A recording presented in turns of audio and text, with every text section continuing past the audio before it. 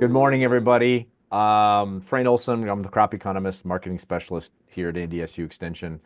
Here's my contact information. I know I'm going to be going through a lot of stuff fairly quickly because I want to hit kind of some high points and make sure that we have enough time at the end for some good Q&A because I'm sure there'll be some questions. And Dave, I hope, again, you're able to hang on because I know some of these we're going to be tied into some of the things you said as well. So my contact information, I still do have a fairly heavy travel schedule through about the end of March. So cell phone is probably the most reliable or emails. I will try and get back to you as soon as I possibly can. So just be a little bit patient with me. So we're going to focus on canola markets. I'm going to have to talk a little bit about some more general markets first. So this is a slide that I've been using for the last several years. In the United States as well as in Canada, canola is an oil seed. Okay, and I want to make sure that everybody understands the relative size of these markets. Now, the green lines or green bars is the volume of US soybeans produced. The blue line, that bright blue line towards the bottom, is the amount of Canadian canola produced, and the little itty bitty red line on the bottom is US canola production.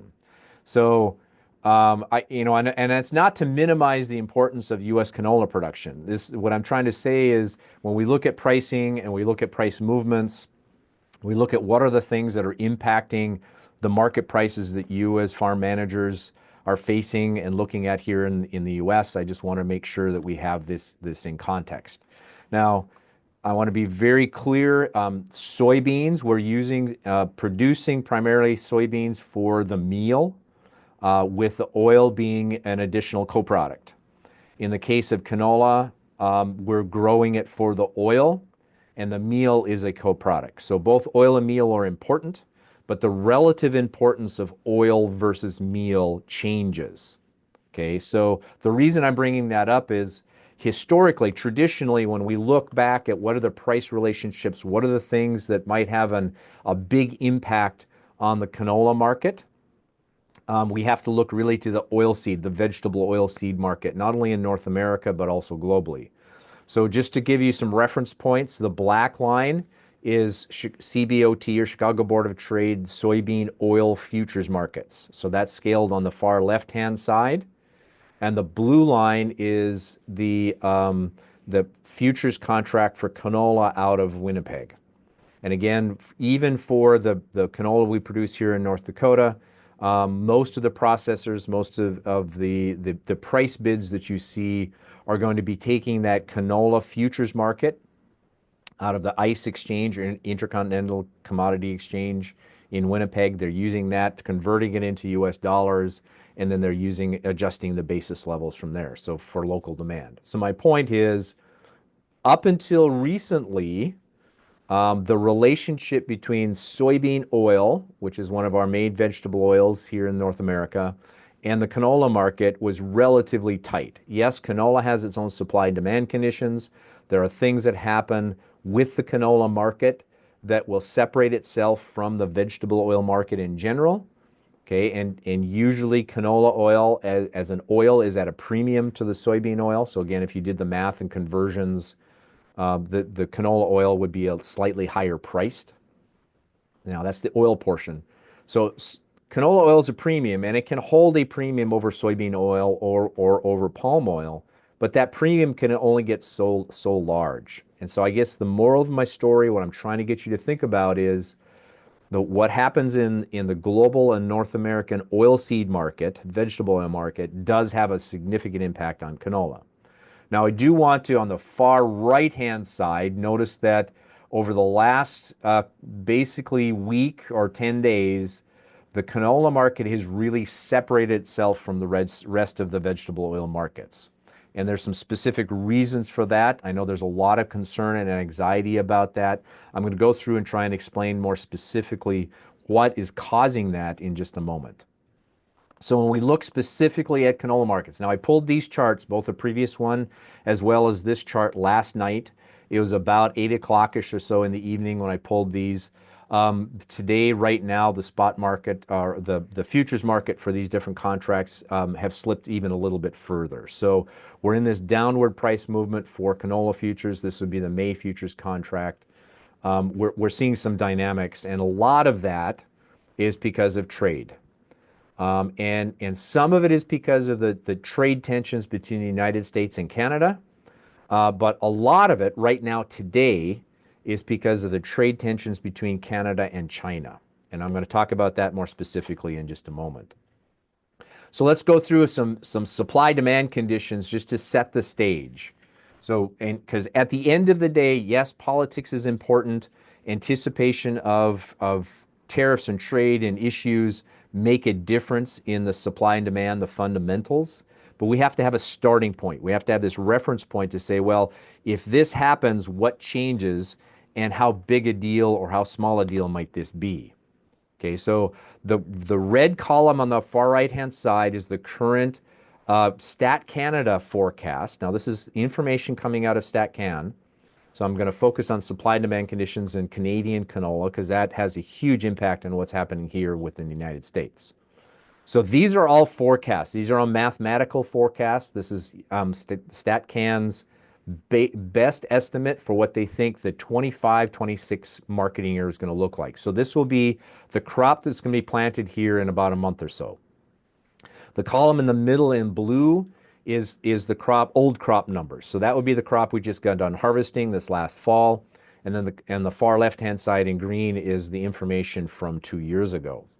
So we're really focused, old crop canola, we're focused on that column in the middle. And if you notice, planted acreage was basically the same as the previous year. Our production was okay. It was pretty normal. The 23 crop was a little bit above normal in yields. So when we look at total production, this year, the production was down just a little bit from the production in 2023. We also have some bigger carryover stocks from 23 that moved into the 2024 crop. Okay, so from the supply side of the ledger, the supplies were a little bit tighter than they were the year before when we had a lot bigger production, both acreage and tonnage per acre or per hectare in this case. So total production available, total supplies are down a little bit from 23 to 24.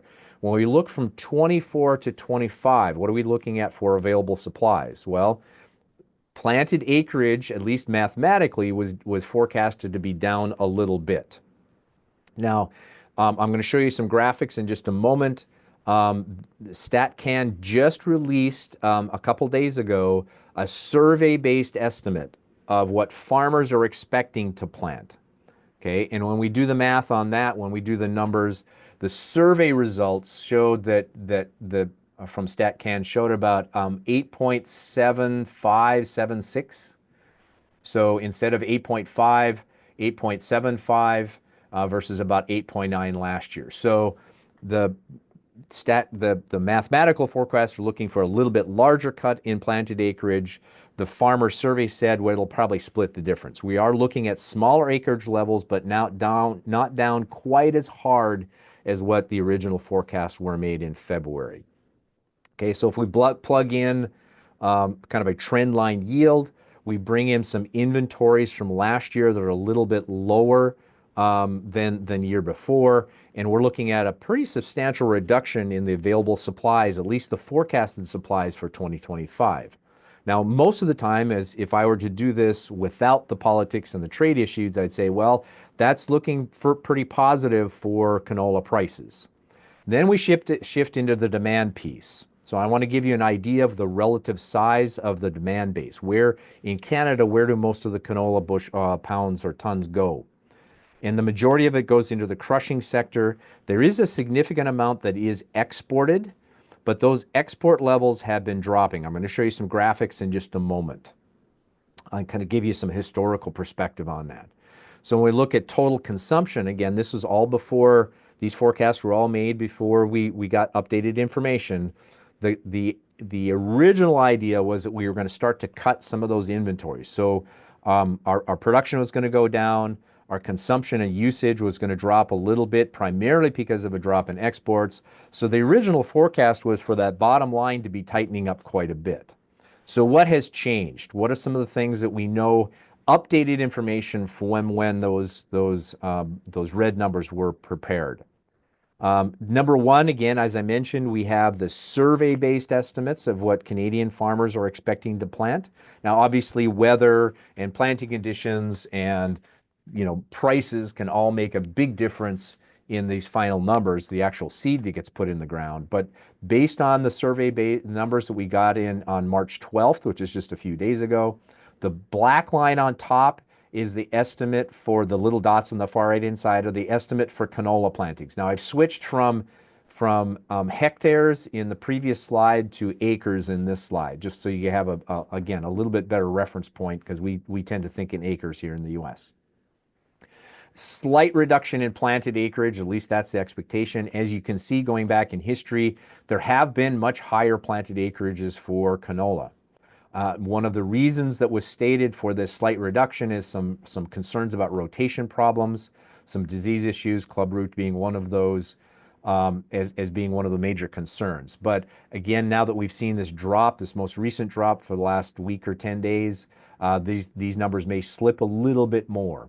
The brown line, just for reference again, is spring wheat. So tend to see is for this trade-off between spring wheat and canola acreage to be flip-flopping back and forth. So slight reduction in canola, slight increase in spring wheat acreage. When we look at the other crops, barley, durum, soybeans, lentils, field peas, oats, pretty much right on the mark for what we saw last year. So really just a slight trade-off of flipping in acres between spring wheat and canola. Now, where is canola produced and where is spring wheat produced? So these are, again, a map of the darker the green, the more bushels or tons are produced. This is a 3-year average. So the darker the green, the more spring wheat is produced in this graphic. And then this is where canola is produced. So let me go flip-flop back and forth. This is spring wheat plantings, and this is canola plantings. So notice that Saskatchewan is the really big dominant area for canola production, primarily in the northern part of the province. And then obviously we get into Alberta, which is also very heavy in the canola production. So Saskatchewan, Alberta accounts for about 85, almost 90% of the total canola production. So those are the regions we need to be concerned about from a weather standpoint. Just an update very quickly on soil moisture conditions. Right now, again, this is updated as of March 10th. This is the Palmer Drought Index. So it's a measurement of both surplus as well as potential deficit in soil moisture conditions. Saskatchewan is looking very, very good. There's a couple pockets where we have some drier conditions. Saskatchewan looks very, very good. You move into Alberta, into particular southern Alberta, and they've had quite a bit of rain and snowfall. So they're looking at actually some surplus soil moisture conditions. So as we're setting up and coming into spring's work, it's looking as though Saskatchewan should have adequate soil moisture conditions to get the crop out of the ground. As long as there isn't any major weather delays from planting progress, that should be fine. There are some areas in Alberta, obviously, we're going to have to start monitoring. If those wet conditions continue, there might be some shifting of acres. There might be some acres that are planted a little bit late. So again, from a supply-demand conditions standpoint, from the production issues, longer term, these are some of the things we'll be watching. Let's look at usage, okay? And this now sets us up for some of the issues we're facing right now in the current market conditions. Dave alluded to some of the tariffs and trade issues that are now appearing. I'm going to go into that. I'll repeat some of that, but I'm going to go into it in a little bit more detail and provide a little bit more context. So when we look at Canadian canola usage, the blue line on top is crushing. The red line is exports. And the little dots I have on the far right-hand side are the estimates that came out for new crop, for the crop that hasn't been planted yet. Now, this is as of February 19th. StatCan should come up with some revised supply-demand conditions here shortly. So in a few days, we'll get some updated information out of StatCan. My point, the growth in crushing has been pretty impressive, to be very honest with you. A lot of that, as David alluded to, is because of the potential for renewable fuels and sending some of the canola oil into the US marketplace. So obviously a big portion of that is human food consumption, but there's this potential to grow into the renewable fuel sector. And a lot of the additional crush capacity coming on the Canadian side of the line was in anticipation of those trade flows. Now, when we think about canola usage from the export standpoint, there's been a lot of variability, a lot of volatility. The drop that was in that 2021-22 time period was because of some lower production levels, much higher prices. Export markets tend to be a lot more sensitive to prices and export flows. So one of the big reasons now that we're looking at a drop in canola exports, now this would be for whole seed, this would be the whole seed canola, is again because of increased prices, some trade issues that we're starting to develop within the Chinese market. So when we look at supply-demand conditions, that red bar on the far right-hand side is again the StatCan forecast from February. I do think in the March report that will go up again a little bit. So these are percent carryover stocks. It's about how much inventory, how much margin for error do we have. Those are the blue bars, and the red bars, the current forecast. So I do think that those numbers for 2025, 26 will likely increase a little bit based on some higher planted acreage numbers. We'll see what StatCan does for the export numbers, because given the current trade issues, which I'm going to talk about in a moment, this could be something that could change that flow significantly. So when we look at Canadian exports, and this would be for whole soybean, I mean, it's not soybeans, but for whole canola. So this is the raw canola.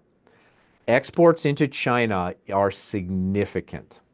So the Chinese export market is the dominant export market for canola, for whole canola. And when we look at it on a percentage terms, that's almost 50% of the canola the last couple of years has gone into the Chinese market. Number 2 is Japan, and then number 3 gets to be Mexico, and then we get to either 4 or 5 depending upon the year, and it kind of flip-flops between the United States and the United Arab Emirates. So the U.S. is typically listed number 4, but last year was 2024 is actually listed number 5. So the U.S. is still a really important market for exports of whole canola. A lot of that does come into the U.S. to be crushed at our plants or the major facilities in both Velva as well as Hallock, Minnesota. Those are the 2 large commercial facilities that we have. When you do the math, in North Dakota, Minnesota, we usually don't produce enough canola to supply both of those facilities. So both of those facilities do have to import some Canadian canola just to be able to run at capacity. Now, what does that mean, and what does this all mean for the tariffs and some of the trade issues? So let's talk about trade, and depending on how this goes in questions, I might come back to this graphic in a little bit. So just remember, China is a very, very dominant market for whole canola. Okay, so this is where we are right now, and this is these China tariffs. I want to be very specific about the China tariff issues with the Canadian canola industry. So on March 8th, this is about about a week ago, China placed 100% retaliatory tariffs on Canadian canola oil, not the whole seed, but the canola oil and what they call canola cakes, which is really the meal portion. Now, those tariffs are going to begin on March 20th. So they announced it on the 8th. They're going to come into play on the 20th. And this really put a major downward pressure on canola prices. Now, I don't have a graphic for the canola oil exports, but when we look at canola oil, China accounts for about 5 to 10% of the canola oil market. Okay, so back up. Let me back up. So when the Canadian companies crush the canola, about 70% of the canola oil is exported. So 70% of Canadians' canola oil is exported. The United States is the biggest market for that. So about 80 to 85% of the Canadian canola oil comes to the U.S. So Canadian oil prices, and i.e. crush-in margins, The US market is the most important one, but the Chinese market is 5 to 10%, so it is important. However, when we go to meal, when you go to canola meal, or the cakes in this case, then it changes a little bit. So again, about 85 to 90% of the canola meal is exported. So again, exports account for a very large portion of the meal consumption. Now, about 60%-ish of the meal comes to the US, but about 40%, not quite 40% of the meal goes to China. Okay, so the combination of the announced tariffs for Canadian products, the meal and the oil going into China, the concern that whole canola might be included in this at some point, has put a lot of negative news into the marketplace. So Canada, on October 1, followed the United States' lead in placing tariff on Chinese electric vehicles as well as Chinese aluminum and steel. Now, since then, the tensions between the United States and Canada have also increased. Okay, and so let's talk about specifically this trade relationship and all of the things going on, the tensions between the United States, Mexico, and Canada. Okay, now I'm going to talk at a very high level to put this in context, because this stuff is changing very, very rapidly. As Dave said, you know, the recording for this program is on the 14th of March. And so sometime this afternoon, all this could change. So the US said they were going to put tariffs on 25% tariff on all products from Mexico and Canada. But later on, there was a loophole, or there was an exemption for products covered by the USMCA. And canola is one of those products. Okay, so right now today, there's no tariffs for Canadian or US canola going, or canola oil, canola meal going back and forth. However, if you notice on the very bottom, April 2nd, that goes off. And on April 2nd, what the concern is, there's additional tariffs that might come on. Okay. Now on the 12th, there was the US 25% tariff on all aluminum and steel products. Again, the Canadians are very upset about that for legitimate reasons. They have not yet in their retaliatory tariffs included canola as part of that. So far, canola has been exempted from all of these tit for tat, or these threats, or the tariffs that are actually going on in some of the trade negotiations that are happening. So at a very high level, there's some really, really big dollars involved. So far, canola has not gotten caught directly in the US-Canada trade disagreements. The thing I'm watching closely is this proposed reciprocal tariffs on April 4th. Those reciprocal tariffs have some different implications. Now, I'm not going to talk about it a lot because we're starting to run out of time here, but I do want to make sure that you have circled, I should be April 2nd, not April 4th. April 2nd is the date that I want you to circle on your calendar, because that is going to be a very, very critical day for the next stage, or the next phase of these trade tensions now that are coming up between the United States and Canada. So retaliatory tariffs, just with some terminology, if I put a tariff on you, you're going to retaliate. You're going to put some tariffs on products from my country, okay? And the tariffs and the trade policies, the rates and the products can change. So I might put a tariff on steel, you might put a tariff on canola. Okay, that's a little bit different than reciprocal tariffs, where I'm going to put a tariff on your automobiles, and if you put a tariff on your automobiles, I'm going to put the same level of tariff on automobiles that we buy. So automobiles is one of where reciprocal tariffs work really well, but that is a different layer and a different level of tariff than the retaliatory one. So I just want to make sure that we understand some differences in terminology.